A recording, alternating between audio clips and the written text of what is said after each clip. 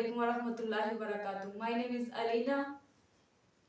My name is Wajiha. कैसे हैं आप लोग? उम्मीद करती हूँ आप लोग खैर आफियत से होंगे। वेलकम बैक टू वजी रिएक्शन। आज हम जिस वीडियो पे रिएक्ट करने जा रहे हैं, वीडियो का टाइटल है कि फ़लस्तीन के मजलूम मुसलमानों के लिए मुस्लिम कौम या मुस्लिम उम्मत वो नहीं कर सकी, उसके लीडर्स वो नहीं कर सके जो एक गैर मुस्लिम लड़की ने कर दिखाया। ये लड़की के बारे में क्या चर्चा किया जा रहा है और ये लड़की किधर कहाँ से है, ये नॉन मुस्लिम लड़की, इसके बारे से हम लोग जानेंगे। और इसने क्या किया है ऐसा कि इसके पूरी दुनिया में चर्चा किए जा रहे हैं। कम उम्र से नहीं लड़की है ये, यानी कि 22 साल 23 साल की ये लड़की है जो हम लोग नहीं कर सके, उसके हवाले से कि ये इस लड़की ने क्या किया है ऐसा, इसके बारे में जानेंगे। तो काइंडली हमारे चैनल को लाजमी सब्सक्राइब करें, वीडियो को लाइक भी लाजमी करें और शेयर ज़्यादा से ज़्यादा चैनल को करें ताकि सब्सक्राइब करें। आखिर ये जो ग्रीटा लड़की है ये कौन है और क्यों सोशल मीडिया के ऊपर ये वायरल हो रही है, और आपने कमेंट सेक्शन के अंदर ज़रूर बताना है कि क्या ये कहानी ज़मीर झंझोड़ने के लिए या मलामत करने के लिए काफ़ी है या नहीं है। कभी आपने सोचा कि दुनिया में इंसानियत का जो असल इम्तिहान है वो कहाँ होता है, या कभी आपने इस बात पे गौर किया हो कि जुल्म के ख़िलाफ़ खड़ा होना जो है वो कितना मुश्किल होता है। ये जो अभी मैं आपको जिस बंदी के बारे में बताने लगा हूँ ना, ये कोई फ़िक्शन नहीं है, ये कोई स्टोरी नहीं मैं आपको सुनाने लगा, बल्कि 22 साला स्वीडिश लड़की ग्रीटा की ये कहानी है जिसे इजरायली फोर्सेस ने एक बार फिर गिरफ़्तार कर लिया। जी हाँ, पहली दफ़ा भी ये गई थी और गाज़ा के लिए ये इमदादी जो काफ़िले गए थे, इसने सबसे पहले इनिशिएटिव लिया था और सबसे पहले ये अपने साथ 4 बंदे लेके गई थी जो दोस्त थे। और ये कोई आम गिरफ़्तारी नहीं थी बल्कि ये द टेस्ट ऑफ ह्यूमैनिटी था। और आपको मैं बताऊं कि चंद माह पहले भी इसराइल ने इसे धमकी दी थी जब इसको पकड़ लिया था, और उन्होंने बहुत क्लियर इसको ये कहा था, इस बच्ची को, कि अगली बार अगर तुम यहाँ पे आई तो जान से मार दी जाओगी, हिम्मत मत करना यहाँ आने का। लेकिन वो डरी नहीं, वो पीछे नहीं हटी, वो रुकी नहीं, और इसने दोबारा यहाँ ये आई और इसने पूरी दुनिया को इकट्ठा किया, पूरी दुनिया से मुराद के जो लोग हो सकते थे इसके साथ, और दोबारा वो उनके पास आई और वो इमदाद करने के लिए। This genocide is being enabled and fueled by our governments, our institutions, our companies, our elected officials who are supposed to represent us, and your complicity. आप ज़रा सोचें कि ये कौन सा जज्बा है जो एक 22 साला लड़की को अपनी जान की परवाह किए बग़ैर इंसानियत के लिए जो है वो उसको पुश करता है और वो यहाँ तक आ जाती है। और इसमें जो सबसे मज़े की बात है वो ये कि काफ़िला सिर्फ़ मुसलमानों का नहीं था, ये काफ़िला जो था ये सिर्फ़ एक कौम का भी नहीं था। अगर आप गौर से देखें तो इसमें मुख्तलिफ़ ममालिक से मुख्तलिफ़ लोग मौजूद थे इसके अंदर, यानी द वॉइस ऑफ ह्यूमैनिटी आप इसको कह सकते हैं। यानी इसमें मुसलमान भी हैं, इसमें ईसाई भी शामिल हैं, इसमें यहूदी भी हैं, सरप्राइजिंगली इसमें यहूदी भी शामिल हैं। लेकिन इन सब का एक मकसद है, और वो मकसद ये है कि हम ये जुल्म सितम नहीं होने देंगे, या इंसाफ और इंसानियत के लिए ये लोग खड़े थे। और शुरू दिन से इनको धमकियां भी इस चीज़ के ऊपर मिल रही थी। जब ये यहाँ से निकलने लगे थे तो इनको पता था कि वो इनके साथ क्या कुछ कर सकते हैं। यानी कभी इनके ऊपर से पाउडर गिरा दिए जाते थे, केमिकल्स फेंक दिए जाते थे रास्ते में, कभी बड़े बड़े धमाके आसपास करना शुरू, पानी में धमाके होना शुरू हो जाते थे, ड्रोन्स के ज़रिए फायर गिरा दी जाती थी कश्तियों के ऊपर, या नेटवर्क जो है वो उसको ख़त्म कर देते थे, उसको काटने की साजिश की जा रही थी, या कभी जहाज़ में आग लगाने की भी कोशिश की गई। हमने कुछ ऐसी फुटेजेस देखी।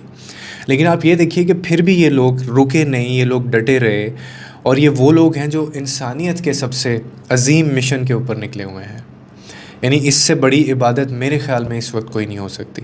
लेकिन कुछ सवाल हैं, और वो सवाल क्या हैं जिनके जवाब हमें ढूंढने हैं या आप लोगों को देने हैं।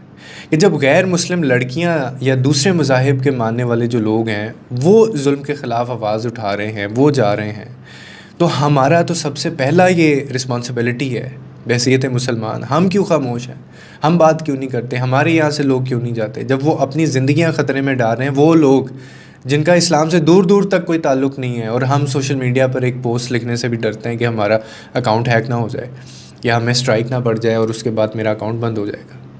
क्या हमारा ज़मीर मर चुका है? क्या हमारी ज़ुबानें जो हैं वो बंद हो चुकी हैं? या क्या हमने अपने ईमान को सिर्फ़ ज़ाती मफादात के लिए महदूद रखा हुआ है कि सिर्फ़ जहाँ फ़ायदा है, जहाँ मकसद पूरा होता है वहीं हमने देखना है और कहीं हमें किसी से कोई गर्ज़ नहीं है। और मेरी दुआ है कि अल्लाह इन सब की खिदमात को कबूल फ़रमाए जो लोग गए हैं। ये आम बात नहीं थी, अल्लाह इनको अपनी राह का सच्चा राही भी बनाए और अल्लाह करे कि इनकी जो कोशिशें हैं वो ज़ालिमों के किले को तोड़ डालें। लेकिन सवाल वही रहेगा, मैं आपको बता रहा हूँ कि हम लोग कहाँ पे खड़े हुए हैं, हमारा अपना रोल कहाँ है। अभी मैंने एक वीडियो बनाई, पिछले वीडियो पे भी मैंने कोशिश की इसके ऊपर बात की, और इसके अलावा मैंने 2-3 और वीडियोस भी बनाई थी, फेसबुक के ऊपर भी शॉर्ट्स डाले। यानी हमें तो प्लेटफॉर्म ही दिया हुआ है ना, तो हम उस पर बात कर रहे हैं। हमारे भी अकाउंट्स बैन हो सकते हैं, हमें भी स्ट्राइक्स आती हैं, हमें भी वार्निंग्स आती हैं कि जी आप इसके ऊपर बात ना करें, इस टॉपिक के ऊपर। लेकिन मैं हैरान इस चीज़ पे हूँ कि कुछ ऐसे कमेंट्स नीचे देखने को मिले कि जी आप यहाँ पे क्या कर रहे हैं, मतलब आप चले जाएं। ये बिल्कुल वही वाला जवाब दिया इन लोगों ने जो वो मुश्ताक अहमद ख़ान साहब को दिया था कि तुम्हें अगर इतनी फ़िक्र है तो तुम गाज़ा क्यों नहीं चले जाते। मतलब अगर इधर बैठ के कोई बंदा, आप ज़हनी गलाज़त का अंदाज़ा करें कि यहाँ पे अगर कोई बंदा उनके ख़िलाफ़ बात करता है या गाज़ा के हक़ में या उनके ऊपर जो जुल्म ज़्यादती हो रही है उनके बारे में अगर कोई बात करता है, तो हमें आगे से ये कहा जाता है कि इतना शौक़ है तो उधर क्यों नहीं चले जाते। मतलब इतने हम लोग बेगैरत और हमारे ज़मीर इतने मर चुके हैं कि हम लोग ये तक बर्दाश्त नहीं करते कि कोई बंदा अगर उसके, आपको पता है पाकिस्तान में उसके ख़िलाफ़ एहतजाज नहीं आप कर सकते, आपको अंदर डाल देंगे।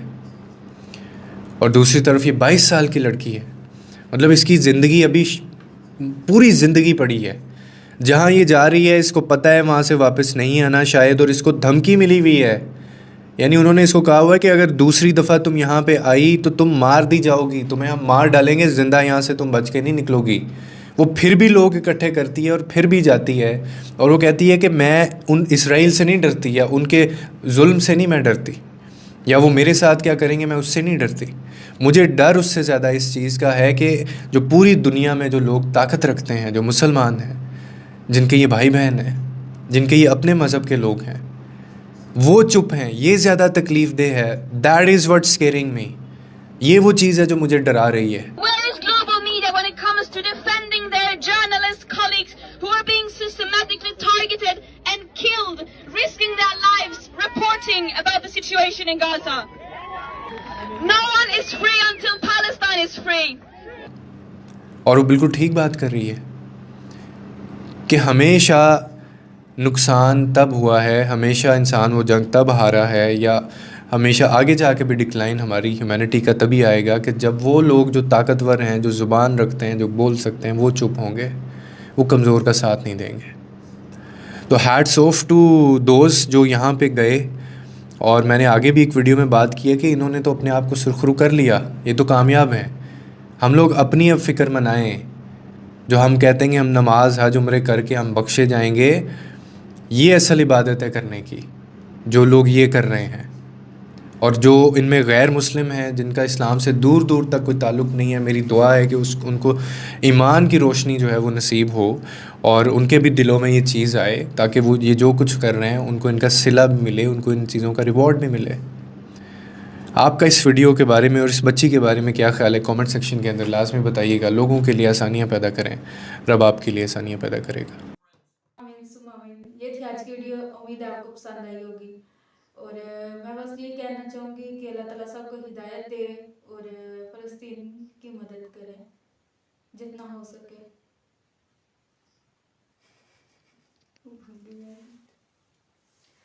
जैसा कि हमने जाना कि वो 22 साल की लड़की जो है स्वीडन की, आई थिंक स्वीडिश उसकी नेशनैलिटी है, स्वीडन की है, लेकिन वो इंसानियत के साथ खड़ी है। उस वक्त इसको कोई इकलियत, कोई कौम या कोई जो है ना मजहब का कोई कुछ नहीं है, लेकिन वो सेकंड टाइम गई है। पहली दफ़ा भी वो गई थी लेकिन उसको वार्निंग मिली थी, लेकिन वो फिर गई है ना, तो उसको गिरफ्तार पहली दफ़ा भी किया गया था, तो उसको धमकी दी गई थी, और अब की दफ़ा भी वो कह रहे हैं कि वो ज़्यादा अपने साथ बंदे लेके गई है, तो उसको फिर गिरफ्तार कर लिया गया। अभी तक पता नहीं है कि उसको वो उनने रखा हुआ है या छोड़ दिया गया। जैसे सेंटर मुश्ताक अहमद को भी अभी तक गिरफ्तार किया गया, कह रहे हैं अभी तक नहीं उनको रिहा किया गया, उनको कुछ पता नहीं है।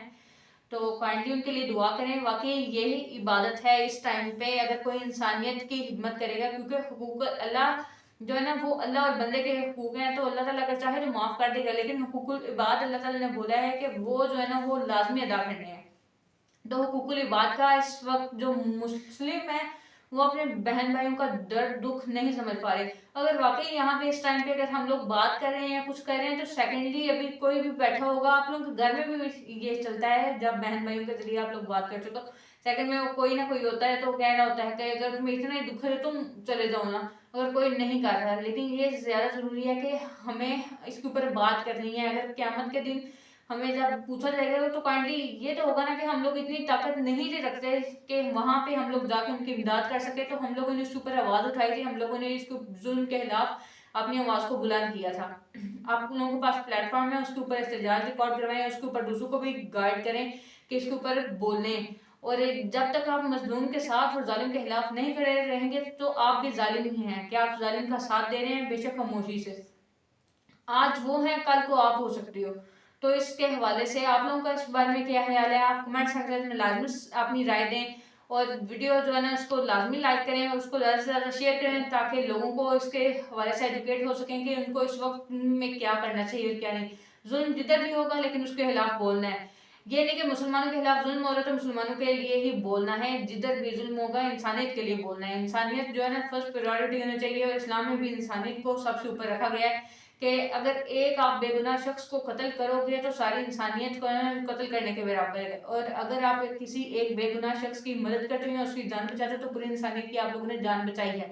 तो इसी जज्बे के तहत आप लोग इसको ज़्यादा से ज़्यादा शेयर करें, ताकि दूसरे लोग भी एजुकेट हो सके, उनको भी पता चले कि उनको इस टाइम पे क्या करना है। हमारे चैनल को लाजमी सब्सक्राइब करें, वीडियो को लाइक लाजमी करें। नेक्स्ट वीडियो में आपसे मुलाकात होगी। इस वीडियो में इजाजत दें। अल्लाह निगहबान। Thank you. Goodbye.